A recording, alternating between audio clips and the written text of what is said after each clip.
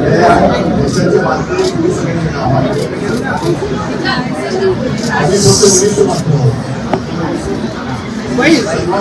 परिस्थितीमध्ये आजचा विचार आलेला आहे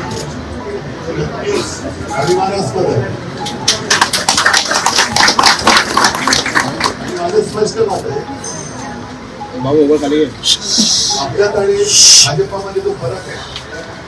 त्यांना असं वाटत असेल कदाचित की शिवसेना तरी कागदावरती संपवले पण जमिनीवरची शिवसेना देखील संपवली.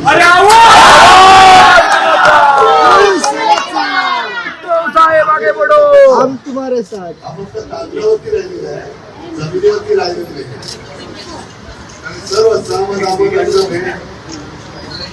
लालूच आम्ही सगळे प्रकार तरी केले. गद्दार विकले गेले पण निष्ठा विकत नाही घेऊ शकतो. मानाचा मुजरा करतो.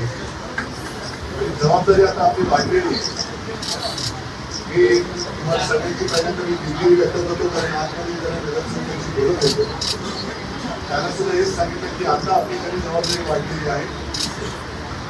आपला महापौर व्हायला पाहिजे हे तर स्वप्न आहेच.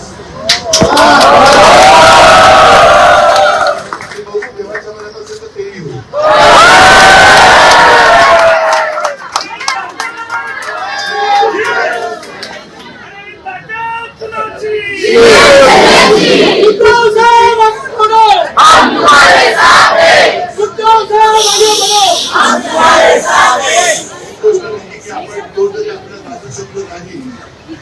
तरी त्यांनी गद्दारी करून विजय मिळवलेला आहे. विजय मुंबई घाट टाकण्यासाठी ठरवलं आणि हे जे पाप आहे त्या पापाला मुंबईकर मराठी माणूस तरी क्षमा देतो. मला आज तुमचा अभिमान आहे की तुम्ही सगळेजण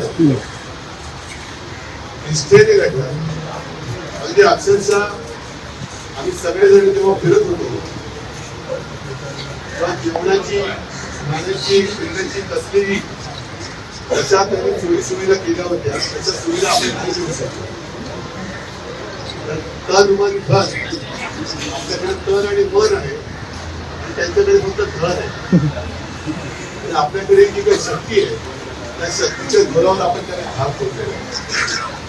ही शक्ती आता जी काही एकवटलेली आहे ही शक्ती अशीच एकजुटीने एकत्र ठेवा जेणेकरून पुढच्या पिढ्याने सुद्धा तुमचा अभिमान वाटेल की अरे माझे आई बाबा असतील दादा असेल ताई असेल दत्ता जरी विकले गेले तरी हे माझ्या भवितव्यासाठी पैसे मिळत असताना सुद्धा विकले गेले नाही हा अभिमानास्पद तुमचा जातो.